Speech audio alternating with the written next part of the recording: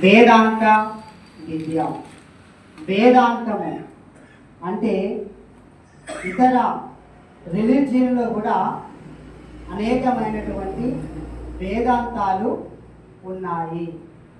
అందుకే ఆ వేదాంతాలు చదివితే తక్కువ క్యాస్ట్ వాళ్ళ నాలుక కూడా కోసేటువంటి వారు. వేదాంతం చదవకుండా ఆటంక పరిచేటువంటి వారు. ఈ యొక్క వేదాంతం ఇతర రిలీజియన్లో వేదాంతం, మన క్రైస్తవ సాంప్రదాయం ప్రకారం దైవ జ్ఞానము అని పిలుస్తూ ఉంటారు. ఈ యొక్క దైవ జ్ఞానం, వేదాంత విద్య, ఇంగ్లీష్లో థియాలజీ అని చెప్పేసి పిలుస్తూ ఉంటారు. ఇది గ్రీకు పదములో నుండి థియో అనగా దేవుడు, లోగోస్ అనగా వాక్యము, ఈ గ్రీకులో నుండి వచ్చినటువంటి ఈ యొక్క పదము. కనుక ఈరోజు దైవ జ్ఞానంలో ఉన్నటువంటి వారి కొరకు మనము ఏం చేయాలంటే ప్రార్థన చేయాలి. మొట్టమొదటగా ఈ యొక్క దైవ జ్ఞానంలో ఉన్నటువంటి వారందరి కొరకును మనము ప్రార్థన చేయాలి మొదటిది. రెండవది, వారికి మనము సహాయము చేయాలి. ఎందుకంటే మనం పోయిన వారమే అందరికి కవర్స్ ఇవ్వడము జరిగినది. ఇంకా తీసుకొని వాళ్ళు కూడా తీసుకొని మీ యొక్క సహాయాన్ని మరి వారికి అందించాలి. మన దేశంలో 40 కళాశాలలు ఉన్నాయి, ఈ యొక్క బైబుల్ కాలేజీలు. అందులో 2 ప్రధానంగా మన యొక్క డైసిస్లో ఉన్నటువంటి వాళ్ళు 13 మంది తర్పీదులో వారు ఉన్నారు. మనం సేవకులమా ఏదైనా కాలేము, కానీ సేవకులుగా ఉన్నటువంటి వారికి సహాయము చేయుట ద్వారా, ప్రోత్సహించుట ద్వారా సువార్త పరిచర్య మనము కూడా చేసినటువంటి వారముగా మనము ఒకరము అవుతూ ఉంటాము. ఈ విధముగా కనుక ఈ యొక్క వేదాంతం అంటే నేర్చుకోవడం. ఈ యొక్క ప్రక్రియలో ఉన్నటువంటి వారు ఈ యొక్క వేదాంతంలో నేర్చుకొని అధ్యయనము చేసుకొని అనేక విధాలుగా ఒక క్రమబద్ధమైనటువంటి జీవితాన్ని అవలంబించేటువంటి వారముగా. అందుకొరకే మనము చూసినట్లయితే యెహోషువ గ్రంథము ఈ 4వ అధ్యాయములో మనం అక్కడ చదువుతూ ఉన్నాం. ఇశ్రాయేలు ప్రజలందరూ కూడా ఈ యెరికో పట్టణం దగ్గరికి వారు వచ్చినటువంటి సమయంలో అక్కడ యోర్దాను నది వారికి అడ్డుగా వచ్చినది. అప్పుడు యెహోషువ దేవునికి ప్రార్థన చేస్తూ ఉన్నాడు. యెహోషువ దేవునికి మాట్లాడుతూ ఉన్నాడు దేవునితో. అప్పుడు దేవుడు యెహోషువకు సమాధానం ఇస్తూ ఉన్నాడు. ఇదిగో ఈ యోర్దాను చూసి మీరు భయపడవద్దు. ఇదిగో మీరు ఏం చేయాలి అంటే, యాజకులు ఉన్నారు కదా, ఈ యాజకులు మందసాన్ని మోస్తూ ఉన్నారు. ఈ మందసాన్ని మోసుకుంటూ యాజకులు ఎప్పుడైతే యోర్దాను నదిలో కాళ్ళు నీళ్ళల్లో మోపుతారో అప్పుడు వెంటనే ఏమవుతుందట, ఆ నీళ్ళన్నీ కూడా ఒక రాశిగా అవి ఉంటాయి. కాబట్టి ఆ ఎప్పుడైతే రాశిగా ఉంటాయో అప్పుడు 12 గోత్రాలలో నుండి ఒక్కొక్క వ్యక్తిని మీరు ఎన్నుకొని 12 రాళ్ళు ఈ భుజాల మీద మోపుకొని వాటిని తీసుకొని వచ్చి మీరు ఎక్కడైతే బస చేస్తూ ఉన్నారో ఆ స్థలములో మీరు వాటిని నాటండి అని చెప్పేసి దేవుడు యెహోషువకు చెప్పినప్పుడు, యెహోషువకు చెప్పిన రీతిగానే వారందరూ కూడా అదే రీతిగా చేసి ఉన్నారు. 12 అనే మాట ఈ అధ్యాయంలో 3 సార్లు వస్తుంది. 12 గోత్రాలు అనగా ఇక ఐక్యతకు సూచనగా ఉన్నది. 12 గోత్రాలు 12 మంది అంటే 12 మంది 12 గోత్రాలు ఐక్యతగా కలిసి ఉండాలి అనే సూచనగా 12 మంది అంటే ఒక్కొక్క గోత్రానికి 12 రాళ్ళు, ఈ 12 రాళ్ళు కూడా ఒక్కొక్క గోత్రానికి. అనగా దేవుడు మీ జీవితంలో మెరికల్ అద్భుతం ఏ విధంగా చేసి ఉన్నాడో ఇదిగో మీరు వాటిని పాతి పెట్టండి. అలాగే వీటిని ఎవరికి చూపమన్నాడు, ఎవరి జ్ఞాపకార్థముగా ఉంటే అన్నాడు? మీ పిల్లలకి, అనగా ఇది రాబోయే తరానికి ఇవి జ్ఞాపకార్థముగా ఉండడానికై ఈ రాళ్లను పాతండి అని చెప్పేసి దేవుడు చెప్పిన రీతిగా నిజముగా వారు అక్కడ రాళ్ళు నాటారు. అవి నేటికి కూడా ఆ రాళ్ళు ఇప్పటికి కూడా ఉన్నాయి. ఇవి ఎందుకని ఒకవేళ అడిగినప్పుడు మీ పిల్లలకి జ్ఞాపకం చేయండి. ఇది దేవుడు చేసినటువంటి గొప్ప అద్భుతము, దేవుడు చేసినటువంటి మేలు. ఎందుకంటే దేవుడు ఆనాడు మోషే కాలంలో ఎర్ర సముద్రాన్ని 2 పాయలుగా చేశాడు. ఇప్పుడు యెహోషువ కాలములో యోర్దాను నదిని 2 పాయలుగా చేసి అందులో నుండి దేవుడు నడిపించుకొని క్షేమముగా వెళ్ళాడు. అందుకే మన యెహోషువ గ్రంథము 4వ అధ్యాయము మనము 15లో మనం చూస్తే అక్కడ ఒక మాట పిల్లలకి మీరు జ్ఞాపకం చేయండి అని అక్కడ చెప్తూ ఉంటారు. యెహోవా సాక్ష్యపు మందసమును యాజకులకు యోర్దానులో నుండి ఆజ్ఞాపించమని సెలవీయగా యెహోషువ ఎక్కి రండని ఆజ్ఞాపించెను. యెహోవా నిబంధన మందసము మోయు యాజకులు ఎక్కి వచ్చినప్పుడు పొడిలోన నిలవగానే యోర్దాను నీళ్లు ఎప్పటి వలనే మరలి పొర్లి పారని ఏ విధంగా ఏకరాశిగా ఉన్నాయో మళ్ళీ యాజకులు మళ్ళీ మోపగానే మళ్ళీ అవన్నీ కూడా యథావిధిగా అయినట్లుగా మనం అక్కడ చూస్తున్నాం. ఇవి ఎందుకన్నటువంటి సమయంలో ఇదిగో పిల్లలకు జ్ఞాపకార్థముగా చేయండి అని చెప్పేసి అక్కడ అంటున్నాడు. అంటే దేవుడు మన జీవితాల్లో కూడా ఎన్నో అద్భుతములను ఎన్నో ఆశ్చర్య కార్యములను చేస్తూ మన కుటుంబాలను దేవుడు నడిపిస్తున్నాడు, కాపాడుతున్నాడు. ఈ దేవుడు మన జీవితాల్లో చేస్తున్నటువంటి ఈ మెరికలన్నీ కూడా మన పిల్లలకి ఏం చేయాలి? మనము కూడా తెలియజేయాలి. మన పిల్లల్ని మనము కూడా విశ్వాసములు దేవుని యొక్క నిబంధన ప్రకారము వారిని జీవించడానికి నడిపించడానికి మనము కూడా ప్రయాసపడాలి. ఎందుకంటే ఇది ఒక తరముతో ఆగిపోయేది కాదు, రాబోయే తరతరాలతో ఇది ఉన్నటువంటి ఇది అందరూ కొనసాగేటువంటి యొక్క ప్రక్రియ, నిబంధన, విశ్వాసం. కాబట్టి ఇది మన పిల్లలకు వాళ్ళ పిల్లల ముందుకు సాగేటువంటిది కనుక అక్కడ మనం చూస్తే ప్రియ దేవుని బిడ్డలారా, మోషే ఏ విధంగానైతే ఎర్ర సముద్రాన్ని 2 పాయలుగా చేసే కారకుడయ్యాడో అలాగే మరి యెహోషువ కూడా అలాగే కారకుడయ్యాడు. కాబట్టి ఆనాటి ప్రజలు మోషేను ఏ విధంగా గౌరవించారో యెహోషువను కూడా అదే రీతిగా గౌరవించుకుంటూ వచ్చారు. అదే యెహోషువ గ్రంథము 4వ అధ్యాయము 14వ వచనం మనం చదువుకుందాం. యెహోవా ఇశ్రాయేలు అందరి ఎదుట యెహోషువను గొప్ప చేసెను గనుక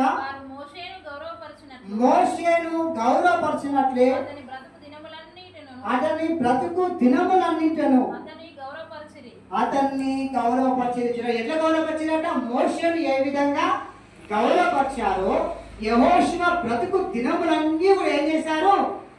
గౌరవపరిచారు, రెస్పెక్ట్ ఇచ్చినట్లుగా మనం అక్కడ చూస్తున్నాం. అంటే సేవకులను ఒకరిని ఒక విధంగా ఇంకొకరిని ఒక విధంగా మనము చూడకూడదు. ఆనాటి ఇజ్రాయేల్ ప్రజలు మోషేకు ఎంత రెస్పెక్ట్ ఇచ్చారో యెహోషువ కూడా అదే రెస్పెక్ట్ ఇవ్వడము మనం అక్కడ చూస్తూ ఉన్నాం. తర్వాత మనం చూసినట్లయితే ఉత్తర పవిత్ర కీర్తనలో మనం అక్కడ చూస్తూ ఉన్నాం. అక్కడ ఏమంటున్నాడు? దావీదు రాసినటువంటి కీర్తన 1వ కీర్తన 1వ వచనంలో అక్కడ అంటున్నాడు, దుష్టుల ఆలోచన చొప్పున నడవక, పాపుల మార్గమున నిలవక, అపహాసకులు కూర్చుండు చోట కూర్చుండక. చూడండి అక్కడ ఏమంటున్నాడు? నడవ నడవక నిలవక కూర్చుండక. అంటే పాపము మన యొక్క జీవితంలో పెరిగేది ఎట్లా అంటే నడవడము, కూర్చోవడము, మాట్లాడడం. ఈ విధంగా చేయడం ద్వారా పాపం అనేది మనలో అభివృద్ధి అవుతా ఉంటుంది. అందుకే దుష్టుల ఆలోచన చొప్పున నడవకూడదు, దుష్టులతో నడవకూడదు. దుష్టుల ఆలోచన ప్రకారము మనము జీవించకూడదు. ప్రియమైనటువంటి దేవుని బిడ్డలారా, తర్వాత ఏమంటున్నాడు? పాపుల మార్గమున నిలవక. పాపలు నిలిచిన చోట మనం ఏం చేయాలి? నిలిచవద్దట. పాపులు నిల్చుంటారు, పాపులు ఉన్న చోట మనము ఉండవద్దు అని చెప్పేసి అక్కడ అంటున్నాం. చూడండి ప్రియమైనటువంటి దేవుని యొక్క సంగమా, రోజు మనము చూసినట్లయితే ఎక్కడ ఉంటారు వీళ్ళు? ఎక్కడ ఉంటారు? చెట్టు కిందనో, బొడ్రాయి కాన్నో, పంచాయతీ చెప్తారు చూడు, ఆడ పోయి 10 మంది కూర్చుంటారు అన్నమాట. ఆడ కూర్చొని వారి గురించి వీరి గురించి ఏమైనా కూడా మాట్లాడుకుంటారు. వారు దేవుని యొక్క సన్నిధికి వారు రారు, వచ్చేవారిని వారు డిస్టర్బ్ చేస్తూ ఉంటారు. కనుక వాళ్ళ గురించి వీళ్ళ గురించి ఆ బుడ్డయ్య కాడ కూర్చొని ఏమైనా కూడా మాట్లాడుకుంటారు, నిల్చుంటారు, నడుస్తూ ఉంటారు. కనుక అలాంటి చోట, అలాంటి దుష్టుల యొద్దకు నీవు నడవవద్దు, నిలవవద్దు, కూర్చోవద్దు, వాళ్ళ సహవాసమే వద్దు అని చెప్పేసి ఇక్కడ దావీదు మహారాజు చాలా చక్కగా మనకు అక్కడ జ్ఞాపకం చేస్తూ ఉన్నారు. ఇక సువార్త పాఠాన్ని మనం చూస్తే పరిశుద్ధ మత్తయి రాసిన సువార్త 13వ అధ్యాయంలో మనం చూస్తే అక్కడ యేసయ్య విత్తువాని యొక్క ఉపమానాన్ని మనకు అక్కడ జ్ఞాపకం చేస్తూ ఉన్నారు. ఈ విత్తువాని యొక్క ఉపమానము యేసుక్రీస్తు ఒక ఉపమానం చెప్తూ ఉన్నారు. అయితే కీర్తన 78లో మనం చూస్తే 78 1-2 వచనాలలో అక్కడ ఆసావు ఈ యొక్క యేసుక్రీస్తు గురించి ప్రవచనం పలికి ఉన్నాడు. యేసుక్రీస్తు వచ్చిన తర్వాత, మెస్సయ్య వచ్చిన తర్వాత ఉపమానాలతో బోధిస్తాడు అని ఆసావు ముందుగానే ప్రవచించాడు. ఆ ప్రవచనము ఇక్కడ యేసుక్రీస్తు రూపములో నెరవేరుతా ఉంది. చదవండి 78వ కీర్తన మొదటి 2 వచనాలు. నా జనులారా నా బోధకు చెవియొకుడి, నా నోటి మాటలకు చెవియొకుడి. నోరు తెరిచి ఉపమానము చెప్పేది. నోరు తెరిచి ఏం చెప్తానంటున్నాడు? ఉపమానం చెప్తానంటున్నాడు. ఇక్కడ యేసుక్రీస్తు మత్తయి సువార్తలో ఇక్కడ శిష్యులు ఉన్నారు, జన సమూహము చాలా మంది కూడా అక్కడికి వచ్చారు. వచ్చినప్పుడు యేసు ఆ యొక్క తోనే పడవ కొంచెం అటు లోతుగా పోల్చి అక్కడిలో నుండి ఈ ఉపమానం చెప్తూ ఉన్నాడు. యేసు చెప్పిన ఉపమానాలలో ఈ విత్తువాని ఉపమానం అనేది చాలా ప్రధానమైనది, చాలా మందిని ఆకర్షించింది. ఎందుకు అంటే ఆయన పెద్ద పెద్ద ప్రసంగాలు చేయలేదు, పెద్ద పెద్ద ఉపన్యాసాలు చేయలేదు. అక్కడికి వచ్చినటువంటి ప్రజలందరూ కూడా సాధారణమైన ప్రజలు, సామాన్య ప్రజలు, చదువురాని ప్రజలు, వ్యవసాయం చేసుకునే ప్రజలు కాబట్టి వారికి అర్థమయ్యే రీతిలో ఈ విత్తువాని ఉపమానము యేసు ప్రభు అక్కడ చెప్పాడు. పాలస్తీనా దేశంలో మొదటగా విత్తనాలు చల్లిన తర్వాత దున్నుతారు, కానీ మన దగ్గర దున్నిన తర్వాత విత్తనాలు మనము వేస్తాం. అయితే యేసుక్రీస్తు ఈ విత్తువాని ఉపమానం చెప్తూ ఉన్నారు. ఈ ఉపమానం అంటే పరలోక రాజ్య మర్మము అర్థం చేసుకునే ఆ శక్తి మనకు లేదు గనక ఉపమానాల ద్వారా, ఈ కథల ద్వారా వారికి అర్థమయ్యే విధంగా చెప్తూ ఉన్నారు. ఉదాహరణకి మన పిల్లలని ఎల్కేజీ యూకేజీ టైంలో మన స్కూల్కి పంపిస్తే టీచర్లు ఏం నేర్పిస్తారు? వాళ్ళకి చదువు నేర్పిస్తారు. స్టార్టింగ్లో ఏం నేర్పిస్తారు? ఎట్లా నేర్పిస్తారు? Starting A for apple. Apple ఎట్లా నేర్పిస్తారు? ఆ బొమ్మ, ఆపిల్ బొమ్మ చూపించుకుంటూ A for apple, B for ball, C for అవి చూపించుకుంటూ ఏం చేస్తారు? అట్లా ఏ నుండి 26 అక్షరాల వరకు ఆ బొమ్మలు ఉంటాయి. ఆ బొమ్మలతో అక్షరాలతో వాళ్ళకి నేర్పిస్తారు. ఇక్కడ యేసుక్రీస్తు కూడా ఇక్కడ ఉపమానం విత్తనాలు కనపడుతున్నాయి, ఇక్కడ నేల కనపడుతుంది, ఇక్కడ మనుషులు కనబడుతున్నారు. అలా వాళ్ళకి అర్థమయ్యే విధంగా ఈ ఉపమానము యేసు ప్రభువు వారికి చెప్తూ ఉన్నారు.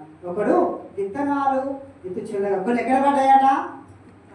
త్రోవ ప్రక్కన కొన్ని విత్తనాలు త్రోవ పక్కన పడ్డాయి. త్రోవ ప్రక్కన అంటే ఈ భూమి నుండి ఇంకో భూమికి వెళ్ళాలంటే ఏం అవసరము? త్రోవ, దారి అవసరం. ఆ దారిలో పడ్డాయి. దారి పడ్డాయి అంటే మనుషులు నడిచిన నేల మీద మళ్ళీ ఏం మొలవై. ఏమైనా మొలుస్తాయా?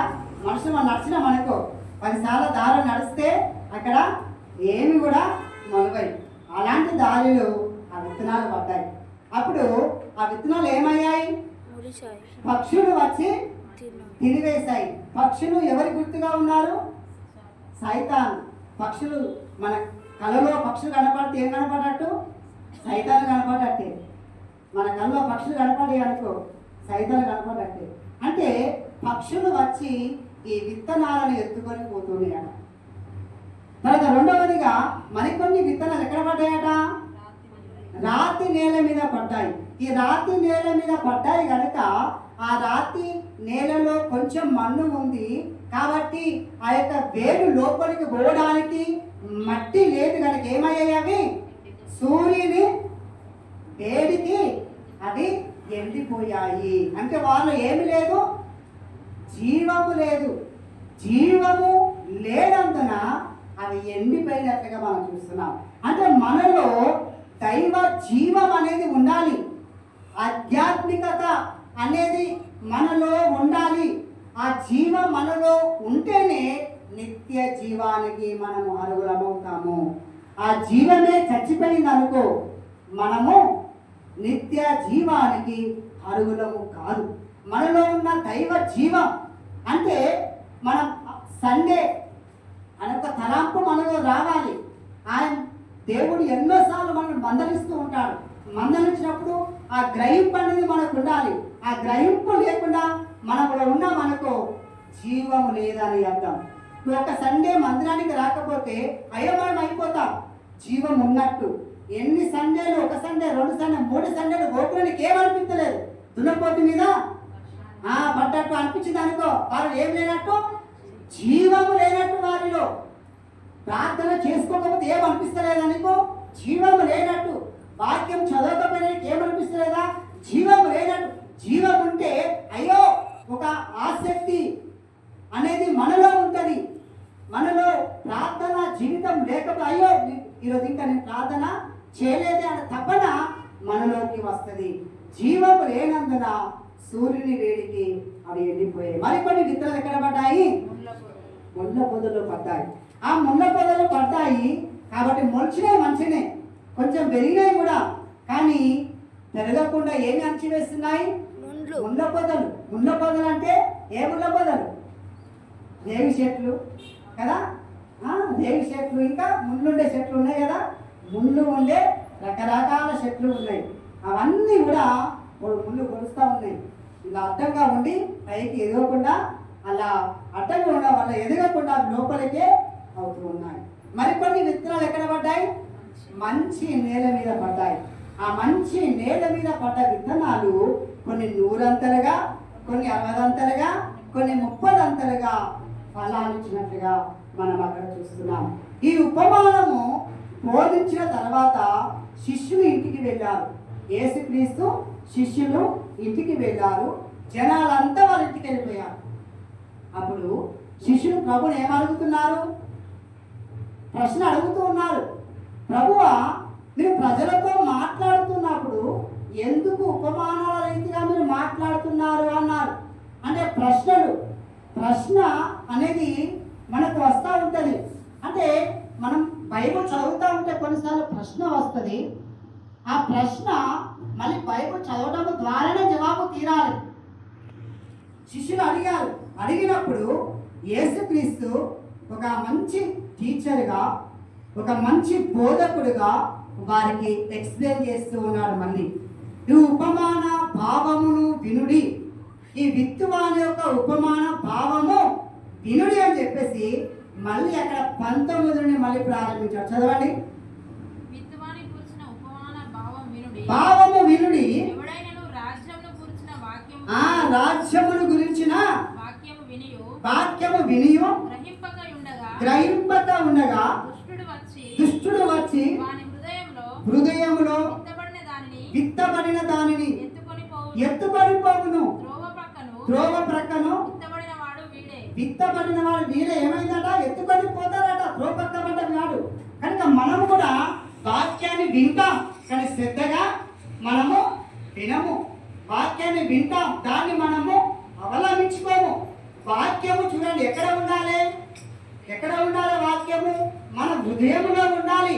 ఇప్పుడు విత్తనము ఆ బీరువాలను లేకపోతే ఆ సజ్జలను అది ఉందనుకో, మొలకెత్తుతుందా? సీసాలో ఉంటే మొలకెత్తుదా? మొలకెత్తదు. విత్తనం ఎక్కడ ఉండాలి? నేల మీద ఉంటేనే మొలకెత్తుతుంది. అలాగే దేవుని వాక్యము పరిశుద్ధ గ్రంథములో, పుస్తకములను, బీరువాలను, సెల్ఫుల్లో ఉంటే కాదు ఫలించేది. ఎక్కడ ఉంటే? మన హృదయంలో ఉంటే ఫలిస్తుంది.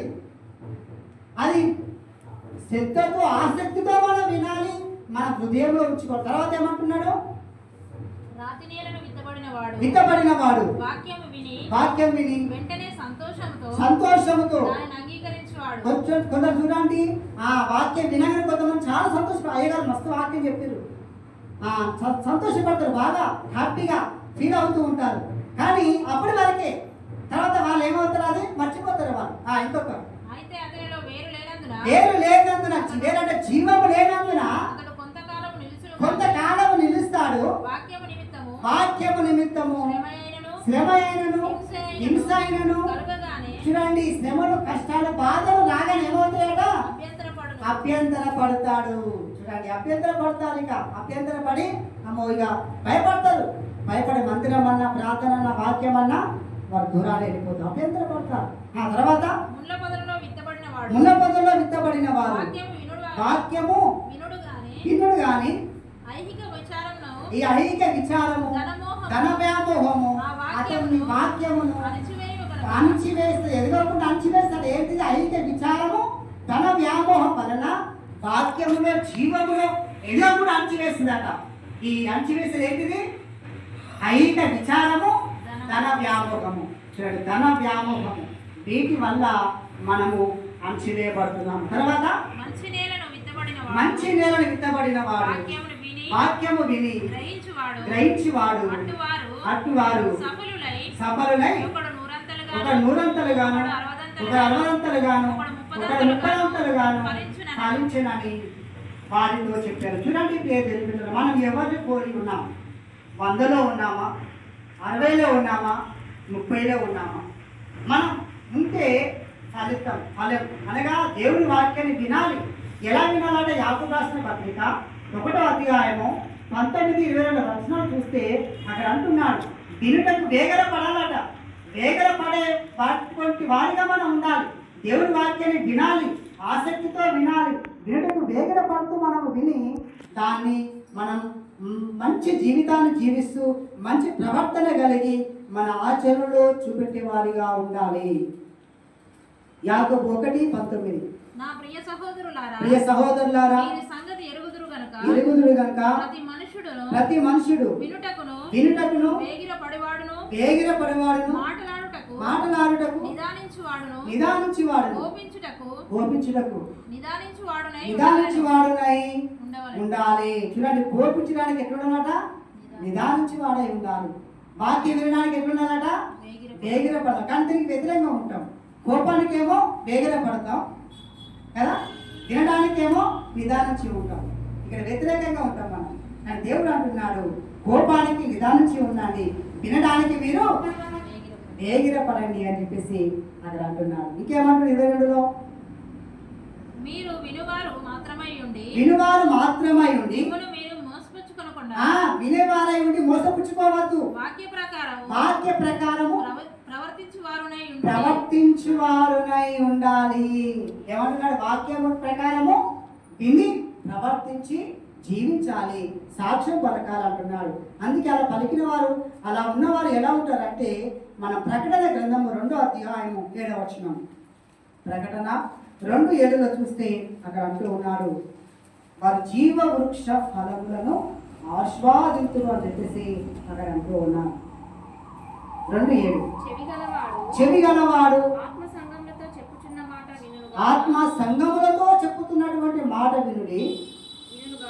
వినుగాక జయించువానికి దేవుని పరదేశంలో ఉన్న జీవవృక్ష ఫలములు భుజింపనిత్తును.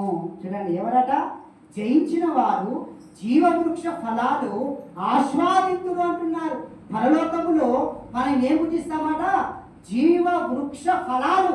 జీవం కలిగిన వాళ్ళు జీవవృక్ష ఫలాలనే ఆస్వాదిస్తారు అని చెప్పేసి ఇక్కడ అంటూ ఉన్నారు. కనుక ప్రియమైనటువంటి దేవుని బిడ్డలారా, వాక్యాన్ని విన్నటువంటి మనమందరము కూడా అలాంటి విశ్వాసం కలిగి, అలాంటి నమ్మకము కలిగి అలా జీవించేటువంటి కృప ఆ దేవుడు మనందరికీ దయచేయుగాక.